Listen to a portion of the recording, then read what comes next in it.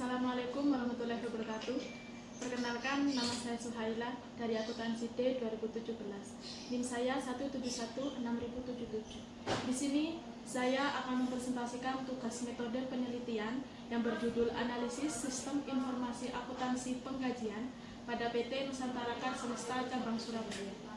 Yang pertama, di sini saya akan menjelaskan tentang latar belakang. Penggajian merupakan kompensasi secara langsung yang diberikan kepada pegawai sebagai balas jasa atau hasil kerja yang telah dilakukan. Pada penelitian, pembayaran gaji pegawai harus dilaksanakan secara profesional dengan maksud agar terciptanya hubungan timbal balik yang baik antara instansi dan karyawan. Masalah gaji atau imbalan kerja bagi karyawan merupakan hal yang sensitif dan berpengaruh langsung pada produktivitas kerja individu. Sistem penggajian suatu instansi sangat mempengaruhi keberadaan pekerjaan dan instansi. Penerapan sistem penggajian yang tepat dapat memberikan kepuasan bagi pekerja maupun instansi. Hal ini dapat berpengaruh pada kegiatan operasional instansi sehingga siklus penggajian pada instansi sangat penting. Selanjutnya, sekilas tentang PT Nusantara Kars Semesta atau PT NCS. PT NCS merupakan jasa pengiriman paket barang dan dokumen yang telah berdiri sejak tahun 1994 dengan konsep The Best for Express. NCS berkomitmen untuk menjawab keputusan melalui kualitas dan kecepatan layanan terhadap pelanggan. NCS adalah sebuah perusahaan yang tidak berhenti dalam pengembangan diri, selalu memberikan nilai inovasi kepada pelanggan. Sudah 25 tahun PT NCS hadir dan menjadi solusi kebutuhan pelanggan dengan kualitas layanan terbaik.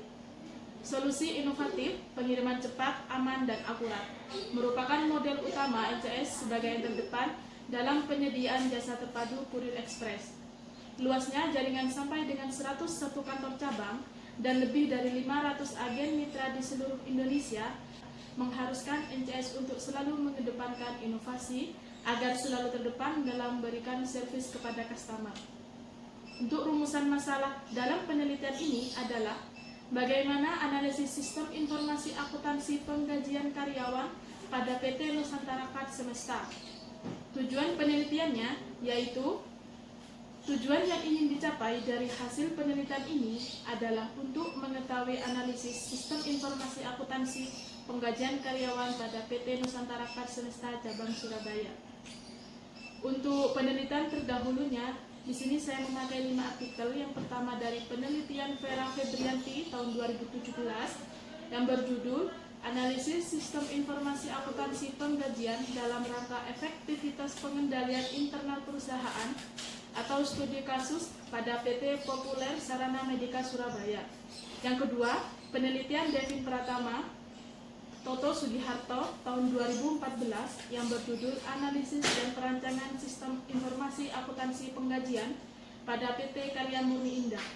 Yang ketiga, penelitian Iradatul Kudus tahun 2015 yang berjudul Analisis Sistem Akuntansi Penggajian dan Pengupahan dalam Upaya Mendukung Pengendalian Intern atau studi pada PT Sunstar Motor Malang. Yang keempat, penelitian Randi Ricci Buaya Jernias tahun 2016 yang berjudul Analisis Sistem Informasi Akuntansi Gaji dan Upah pada PT Bank Sinarmas PDK Manado. Dan yang terakhir, penelitian Muhammad Taufik Hidayat tahun 2013 yang berjudul Analisis Penerapan Sistem Akuntansi Penggajian dan Pengupahan dalam Mendukung Pengendalian Intern atau studi kasus pada PT Cahaya Marta Perkasa Pamekasan. Untuk kerangka konseptual dan kerangka berpikirnya, di sini yang pertama analisis sistem informasi akuntansi penggajian karyawan pada PT Nusantara Kars Semesta. Setelah itu ada dua, yaitu penggajian karyawan pada PT Nusantara Kars Semesta. Setelah itu analisis sistem informasi akuntansi menurut Mulyadi. Setelah itu sistem informasi akuntansi sesuai dengan akuntansi penggajian dan analisis data baru hasil penelitian. Untuk selanjutnya, metode penelitian yang saya gunakan yaitu rancangan penelitian. Rancangan penelitian ini menggunakan metode deskriptif kualitatif Metode ini berupa kata-kata tentang suatu hal yang diamati, data kualitatif berwujud uraian terperinci, kutipan langsung, dan dokumentasi. Untuk subjek dan objeknya, subjek penelitian mempunyai peran yang sangat strategis karena pada subjek penelitian itulah data tentang variabel yang penelitian amati.